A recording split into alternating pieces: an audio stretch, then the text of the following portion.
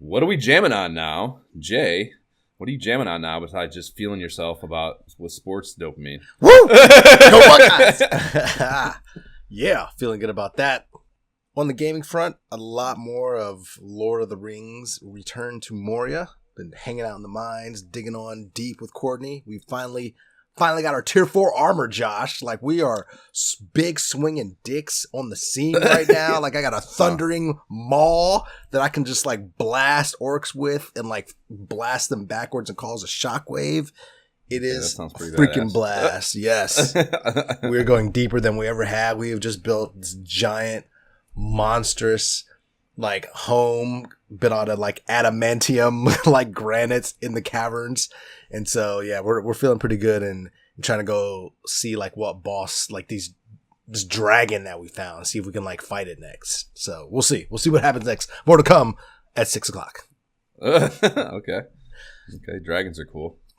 Yeah. Also terrifying, to be a dwarf at the time. Cause when we first saw it, we hadn't gotten our upgraded weapons and armor yet. And so we were still feeling like, you know, that we couldn't compete. Like, every fight was a struggle. And so we saw that and it was just like, oh, we're done. Like, well, what do we even do?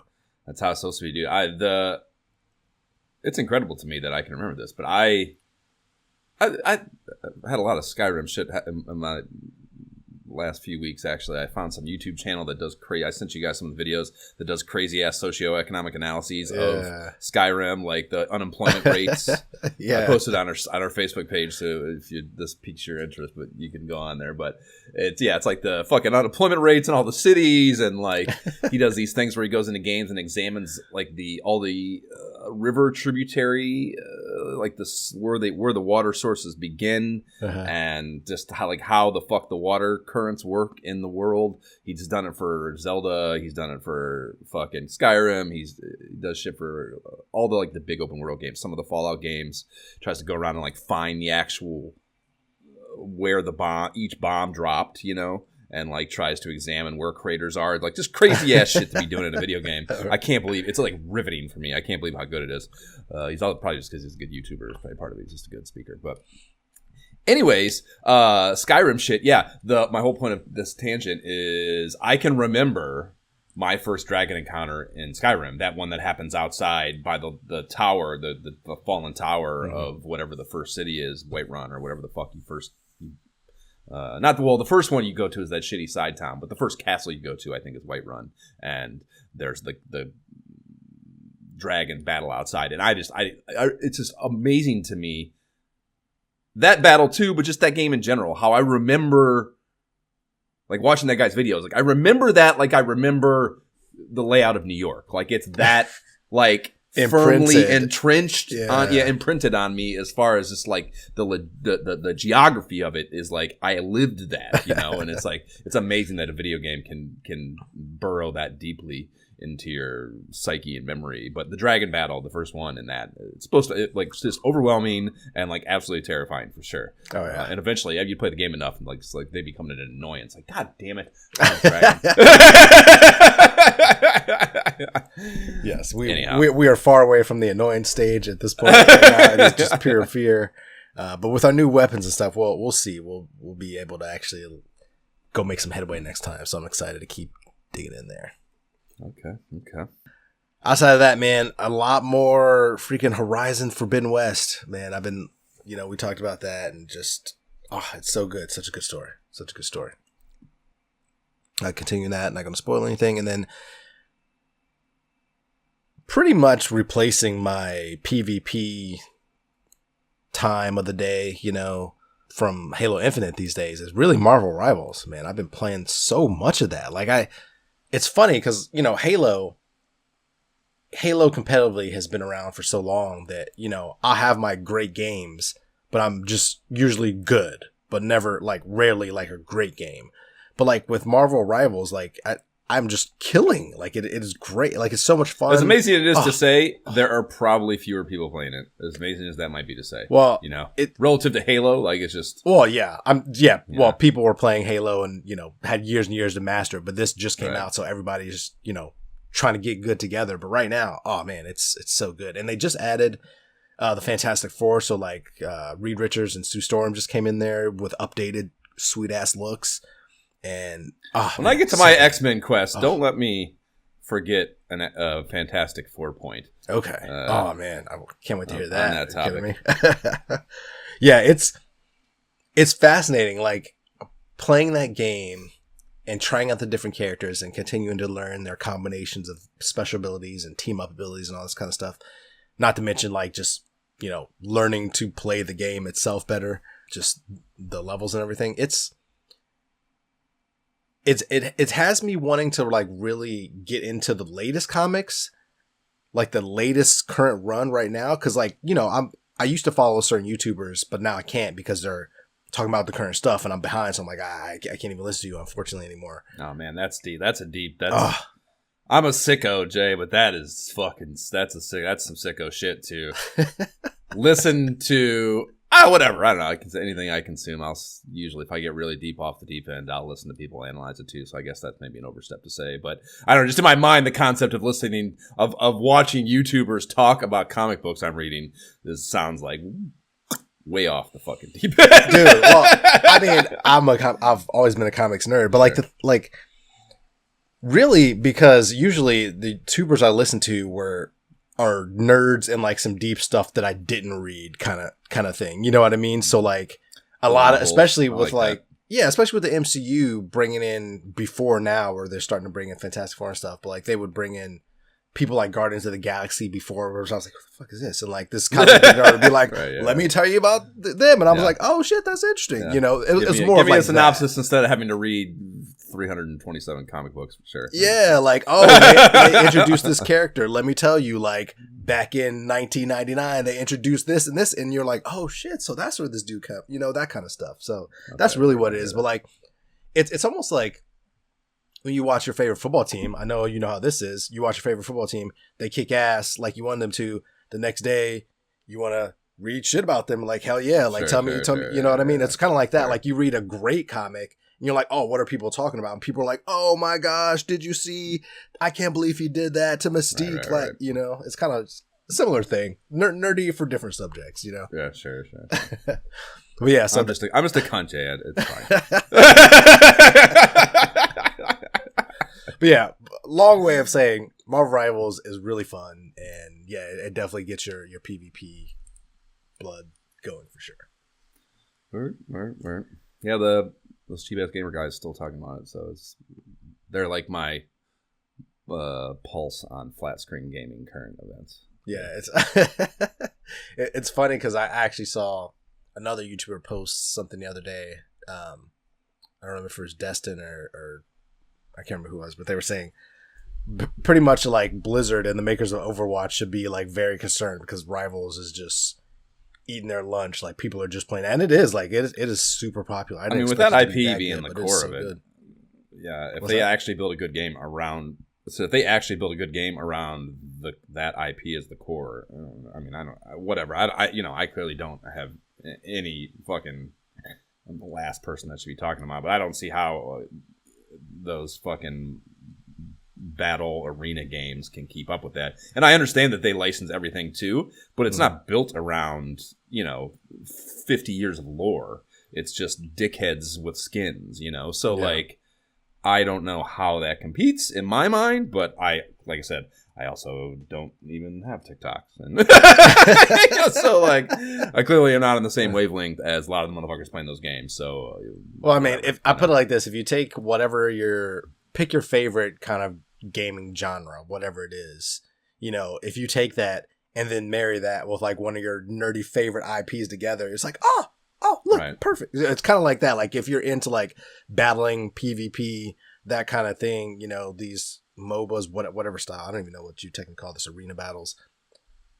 Or you've had any kind of like affinity of them, and you like the Marvel characters, sure. And it's really well done. It's hard for me to stay away from. Amen. Yeah. Outside of that, man, just playing some Ninja Turtles, some Shredder's Revenge, with the boys. We got all the extra random characters like Mondo Gecko and Karai and all these other characters now, so tertiary characters to the game. Just going back in there, we've beat the game. It's kind of just more like, hey, we got more fun Ninja Turtles because they're into the cartoons now as well. So We can always play some Ninja Turtles. Completion and shit.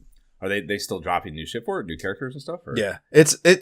I really wish they would come up with some new levels, but it's mainly just new characters. Yeah. But I actually heard there's a new Turtles game out. Now that you mention that, also 4 players, so I kind of want to get that. It's actually on my list to buy. But that's it, man. That's pretty much what I've been up to, man. What about yourself? Still playing that Beyond Shadowgate here and there, so that's still an ongoing thing. Very sporadic, but it's very much just like, it's such a, flat screen, point and click. It's like a chill experience when, like, can't handle the rambunctiousness of these other things that I'll get into here. Yeah. We want to just fucking chill out. But the big thing, I'm still playing Behemoth, and man, that game, one, I've come around, like, it's good. I think I'm on a full-on recommend with it now. I'm, okay. Even completionist and the shit out of it for sure. I actually went through, like, it's one of those things where, like, I've done it in a lot of games, I think, where when I really start to like it, I'll, like, cool off and take a step back and, like, go back through and, like, completionist things. And, like, it's on the idea of, like, I tell myself, right, like, my conscious choice of it is because we got a completionist. I got to get all these stupid little fucking power babies. Mm-hmm. But I think there's some subconscious undercurrent shit there of just, I don't want to be done with this yet, And I see the end coming, and I don't want to be out of here yet. So I think it's a conscious and a subconscious 2-pronged motivation to do these things. But I did that last weekend with this.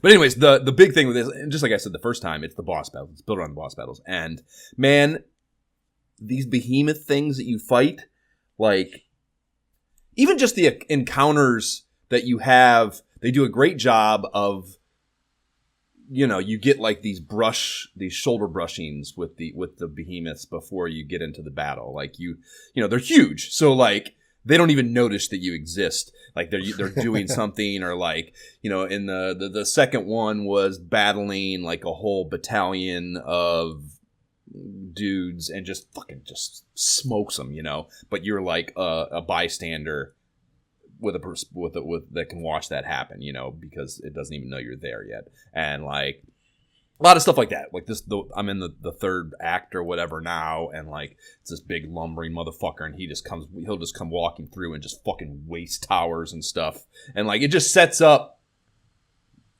what are going to be such a fantastically done epic battle job, or epic battle. They set it up with even more anticipation and dread or whatever, really well. A really good job of setting the table for what are going to be in actuality, thankfully, very good battles, But dude, this second one was a flying deal, and the shit you have to go through, I don't know. I guess I don't play enough games like this to know if battles have become this as a norm, but it feels like a whole new level of boss battle to me. Like, they are these multi-phased, fucking incredibly taxing, and again, as always, it's fucking, you have to do it. It's VR. It's not data input on a controller. You are actively having to,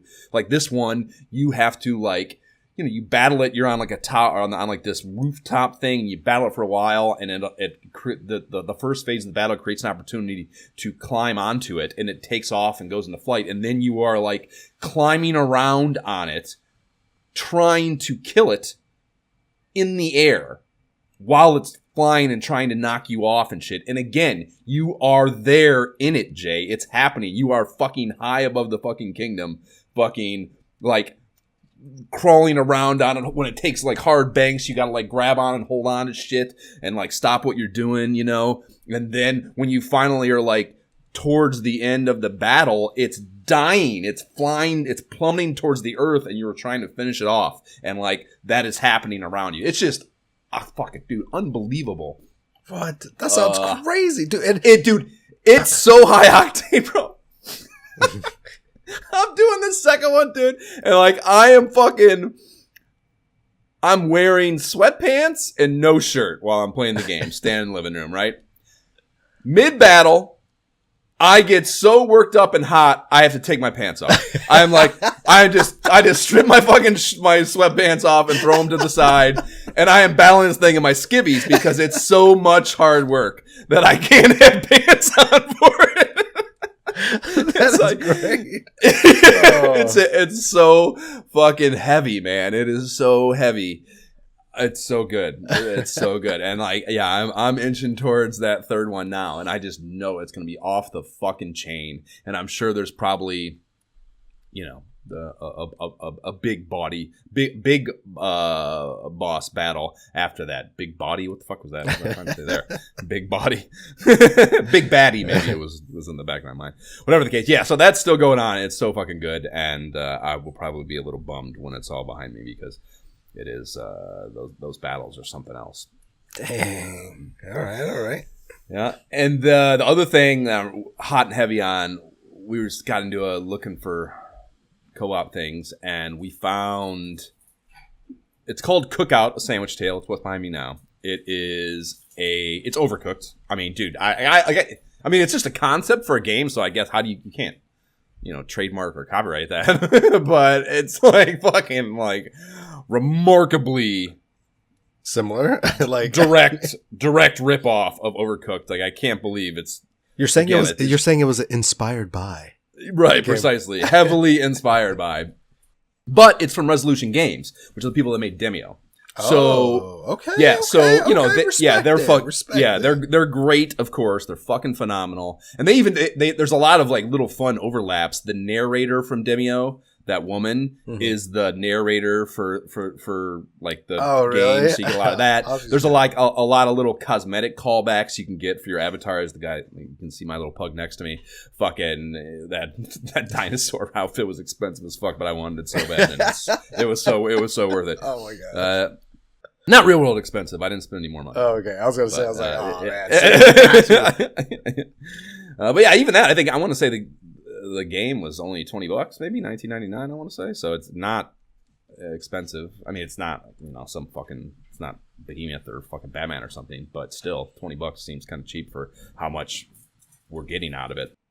But anyways, just as Overcooked is a crack tier game, like just so challenging and so good and so gets you so into it. This is the same thing, dude. It is they exactly captured it, but you're doing it by yourself though, right? Because it's VR. No, this is multiplayer. Multiplayer, dude. So Amy and I play together. What? And yes, and just in the same way that Overcooked can lead to a dissolution of a domestic partnership, so can this. It's fucking so goddamn good, and you get so pissed off about whatever, you know, shit. And so it's Cookout, a sandwich tale. So it's all Sammy's. It's all, you're just making sandwiches. And like, thank God, I don't know how the fuck you could switch to like, make some sushi now. Oh, really? That seems way simpler though. Way simpler. Jay?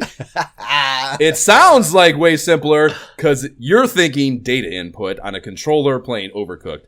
If you have to make the sandwiches, Jay, you have to take the shit out of the fridge. You have to chop it. You have to cook it you have to cook it on the grill. You got to wash the dishes. You got to fucking deal with the fucking little prick raccoon stealing ingredients. You got to fucking, you got to wait for the other, because you don't have all the ingredients. The other person has, like, it's divided up. So the other person has, there's usually some cheese. Is she throwing you stuff, or you just go handing each? You don't have to throw stuff. Okay. I guess you could.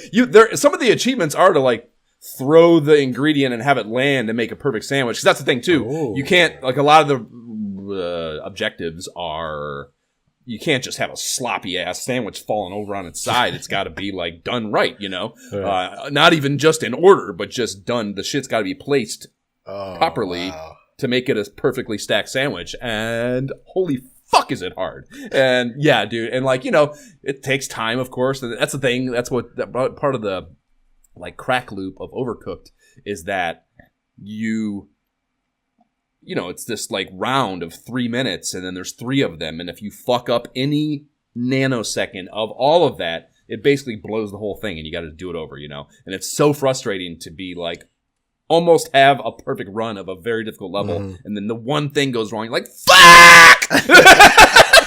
It's so fucking good. Yeah, it's fucking a great game, dude. It is so fucking good. And yeah, I mean, it's just the two of us playing. You can get up to 4 though. And like, I can't even imagine what that's like. And like, we're in the same room. So like, I mean, it is just, I guess we're not like, you're in your same space. So yeah. Right. But I mean, like what I was like thinking I was getting at there was like, I can't imagine having to play with, I guess part of it is like strangers for sure, and you can go into just lobbies and play with 3 strangers if you want, which is that seems insane to me. Yeah, like I'd be the worst. I wouldn't play Overcooked with strangers, like right. Yeah, I'd be the worst motherfucker ever in there yelling at people. So like, I don't know how good for the people that are chill enough about their lives and games to fucking be able to go there and do that and play with strangers, but.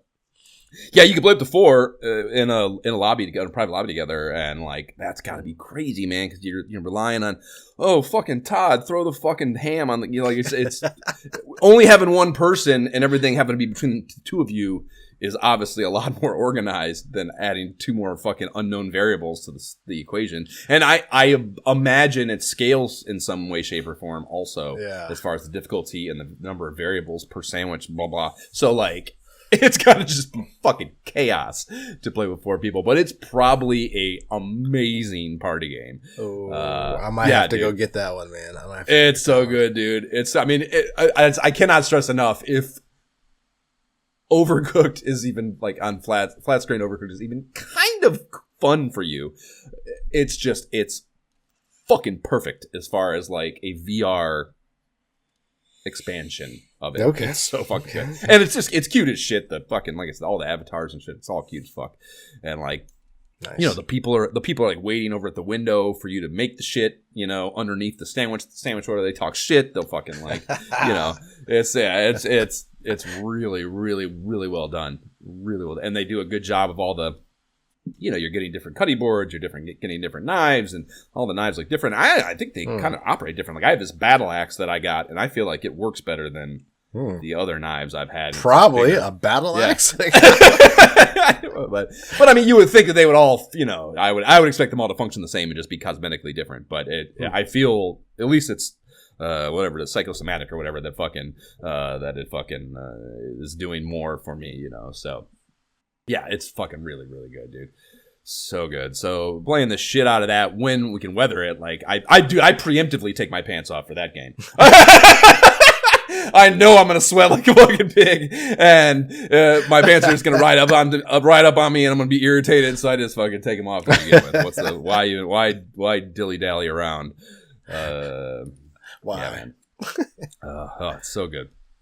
That's great. So another one we found before that. It's called Programmer VR, and this was one I had heard about this somewhere. I don't know, one of the VR podcasts. I was like, "Oh, that sounds fucking cool," and I wishlisted it and whatever. Never got around to it, so it's been sitting on my wishlist for a while. I finally pulled the trigger, and it is a really cute and interesting game. It's got a co-op angle too, which is great, of course, but.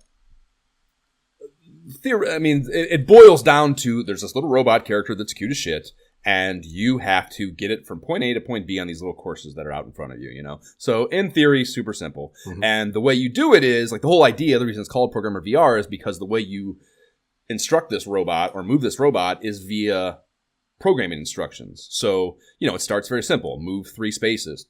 Next command, turn right. Next command, climb ladder. Next thing, move 3 more spaces. Turn left, climb down.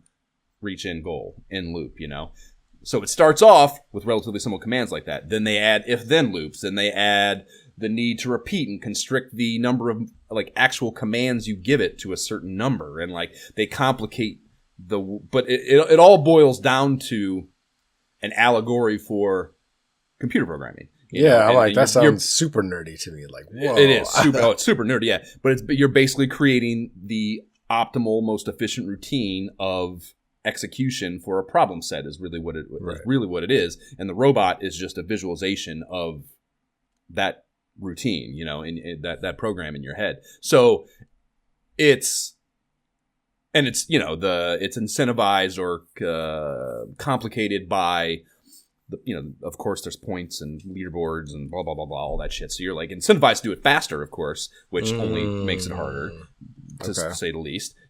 And yeah, it's the co-op thing it's cool. It's not the most interactive. You kind of just have to be like, okay, I'm doing evens, you're doing odd levels, because like, I mean, it is nice, I guess, as they get more complicated, you can sit and watch what the other person is doing, and you see each command go, and you can be like, oh, I see a problem. Or even if, I mean, honestly, doing it in the moment, it just makes things worse, because it just, you're in the middle of trying to fucking solve a problem, and you're doing it with a time constraint, and then someone goes, hey, that's wrong. You're like, what? Shut the fuck up. I'm in the middle of something, So you can't, it's not necessarily an in the moment cooperative thing, but when it goes wrong and you can't figure out why is that not working, the other person's there watching, and you can kind of have a talk after it goes wrong and be like, okay, let's try it this way. And it's a little bit more of a slow burn as far as the competitive aspect of it, but it is still cool. And the big problem with it is it's buggy. Like, I actually tried to get a refund at one point because the lobby area completely bugged out on me. It was like, I mean, I of course redid my Guardian a number of times, but it like had my avatar way up above me, so what I was pointing at wasn't what I was pointing at. It was pointing at from my avatar above my head, so it was all fucked up. So I tried to get a refund. They refused it because I'd already played too many hours. It's 2 hours is the limit on refunds for the most part. I'm sure I could have pushed further, but when they denied the refund, I just re-downloaded it and it started working again. So that big problem was fixed, but it's still a little buggy, especially in the co-op thing. Sometimes the connectivity will bug out for some reason, and you'll have to just go back out to the lobby and go back in. So that shit's annoying. Luckily, it's a very compartmentalized game, so you don't lose progress necessarily. And even if it bugs out in the middle of doing a level, you still know what you did, so you just go out and come back in and you just redo it. So It's a little frustrating, the bugginess, and it's kind of ironic and funny that a game about programming is buggy. Like, is that on purpose? What do you guys do? Right. But super cheap, I think $15 or something, super fucking cheap. For what it is, when it works, it's really good and really cute. It's got cute little fucking sound effects and shit. It's a really, really cool concept that I would love to see more of for sure. If not from this particular company, from someone with a little more money and time to do it more seamlessly, But they have like little.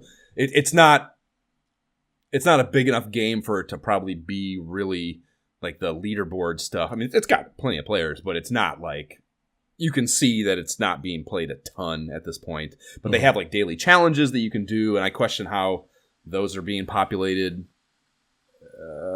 I can't imagine there's someone really adamantly updating this game on a daily basis, So that's kind of a bummer too. But again, the concept, I think, is really awesome, and when it works, it's a lot of fun.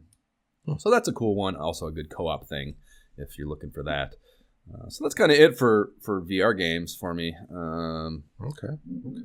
Yeah, I don't think there's anything. I'm still bopping into Townsman every now and again. VR, that real-time strategy one.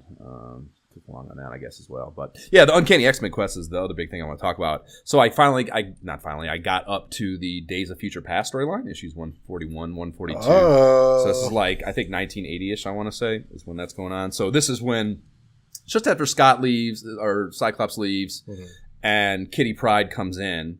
And first of all, a lot of just, that's one of the cool things about it. I never knew her name. They called her Sprite when she first got there. It was like her nickname or her, like, it was character name. So weird. Yeah, I've never heard that in my entire life. So that was, it disappeared after that. Like, right, exactly, right. Yeah, it did not stick for sure.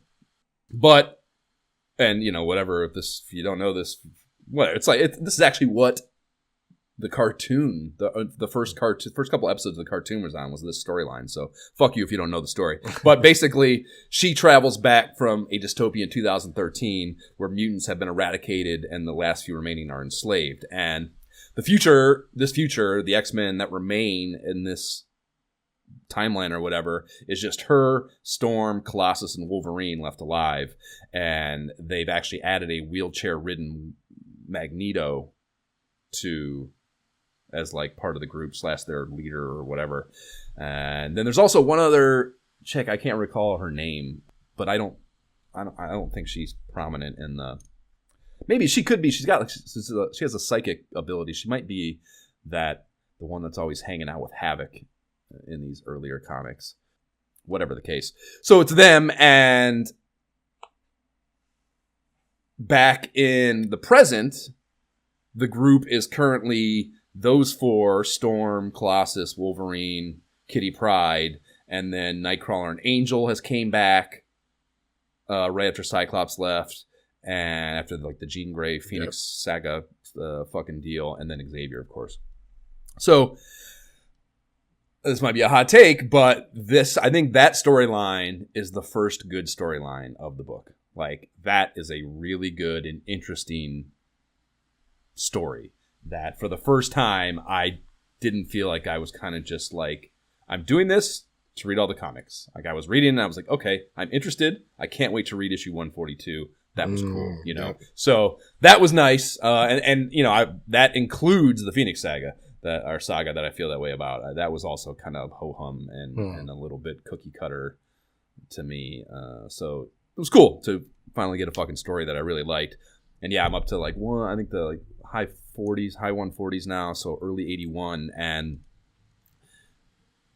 I know that Wolverine starts in 82. And that's always also been on my to-do list as far as like catching up. Like I started reading Wolverine probably in like the, I don't know, mid to late 60s maybe issues of his first line of them. So catching up on that has always been something I've wanted to do. So I think I'm going to start reading them in tandem basically when the newsstand dates line up, and those start coming in 82. So I'm gonna grab the first 75 issues of that and start catching up on that as well, because I think. Well, I don't think. I'll be curious to see how much thematic overlap or like how in line they are. You know, if they started that as just like a tangent thing that, you know, basically if it makes sense that he's doing this stuff at the same time, you know, or if it's just like happening in the vacuum, you know. So I'll be curious to see that, and of course, love Wolverine, so that's cool. Oh my gosh, man! Yeah, I mean, Days of Future Past. That's clearly movies made off of it. Like, it's inspired so much. Like that. To many people, that was like, oh my gosh, we got to like pay attention to the X-Men, like from that kind of story going forward. There's that shot of like when they're talking about who's dead, and it's just like all the fucking headstones of like Nightcrawler, Xavier, and all them, like a really cool shit. Yeah, just a lot of great art too, of course, dystopian, whatever cool stuff. Yeah. Sorry, you were saying? Oh, no, I was just going to ask you what your point was about the Fantastic Four you mentioned earlier. Oh, yeah. Fuck, good. Thank you for reminding me. So it's fucking weird to me how much they talk about the Fantastic Four like they're the greatest thing since sliced bread. Like that, they do it a little bit with the Avengers too, but it's more justified with the Avengers because Beast defected or whatever. Yeah. He's over in the Avengers. So the overlap with them makes sense because Beast is still popping in here and there. And that's really cool too. Actually, I love that, like, even though he's an Avenger, like his history lends him to when things get fucked up, they'll call him and he'll come do and help out shit. And sometimes, like, I think it might have been during that Days of Futures Past shit where he was like in the Avengers mansion, he was like the one stuck on night duty or something, watching some monitors or some shit, and they were like asking him to help, and he couldn't do it or something because he was fucking had some other shit going on or something. It was interesting to me, the level of overlap there. But yeah, and I guess to some degree, I think the Human Torch got roped into something too, the Phoenix Saga or something. So there's been some appearances. There's a lot of that period. I feel like there's a lot in the last, I don't know, 20, 30 issues where they're trying to like make this a universe and get you buying other books, you know. So that's an interesting just kind of whatever thing about maybe Marvel as a entity that's happening at this time too. But yeah, they talk a lot about the Fantastic. It's always like, I don't know, man, like they just mention them like they're the greatest thing ever, and it's like even Fantastic Four, this didn't happen to them, you know. So well, like, I mean, they are Marvel's first family, and that's one of the funny things, you know, like in all those years before when you're reading the issues and it was. See, I don't know. I guess that's what I'm asking is, are they that? Yeah. Are they some sort of... that's the thing. They are Marvel's first family. Like, when the original team was there and those issues were technically terrible, Fantastic Four was not doing terrible. You know, they were more popular, that kind of thing. So they are makes doing, sense, it makes sense in universe. It's not, you know, that way, like in the 90s, like when we grew up, it was like, oh, X-Men are the bomb. Like nobody cares about the Fantastic Four. But like at the time, back then, it was kind of reversed until, you know. Yeah, I don't know. It almost feels like a DC group to me. They feel like they're from the 60s. They feel like they're like dated and like. Yeah, because we didn't read them. Like they were old to us when we were like, they weren't popular when we were younger. No, so like they were done, you know. I don't. Yep. Even though like, you know, I think my like, I don't know, like when I think of the Marvel universe, I pretty much just visualize that 1991 set of cards, like that. Everything in that card set, those 161 or 62 cards or something, I think it is, like that is everything I know as far as how it all fits together, you know. So anything that's happened after that or before that is kind of like I don't know anything about that, and like even when I think about their cards. I feel like it's something I'm just blowing right past to get to some other cool shit. You know, like it's just they're very ho-hum to me and have never been of any interest whatsoever. Like Thing, I kind of like. Like Thing is like a cool character to me, but like they're all Reed Richards and whatever the Invisible Woman's name is they're boring as fuck to me. Even Human Torch, I feel he's like they like take his like dickheadiness too far. It's like Angel. Angel's the same thing. It's like this rich kid, and they take it way too far with like how much of just oblivious to the real world he is. Well, yeah, I mean, they're based on archetypes, stereotypes. You know, what are you gonna do? But that's the thing. Like, I agree. For me, like you think about X-Men '97, like one of the best freaking animated shows that I've seen. You know, bar none. But it continues the universe that I thought of when you think about Marvel Comics. I thought of that world, these X-Men. This is what I think about. And yes, there's Spider-Man. I know he's over here. Right. And then you got these other characters over here. But like to me, Fantastic Four, like they were old. They're back there. Like I don't know where they are now. Are they retired? Are they in another universe somewhere? I don't know. You know, but the X-Men are where the action is, and the Avengers, you know, when they have their overlaps. Yeah, for sure. Right. Word. So yes, that's what I have going on with that. Pretty excited to bring Wolverine into it. And then last, but certainly not least, Jab's D&D campaign begins later today with a couple of his buddies and myself. Just creating characters, so no telling where it goes from there or if it even continues. But I thought that was pretty exciting that Jab's like literally it was like his New Year's resolution. I want to say 2 years ago. His like because I have the 5e players guide in PDF. So back when we first started talking about doing this with this couple of buddies, I was like, oh, I have the player's guide if you guys need it. They're like, oh yeah, we do. So I sent it to Jab.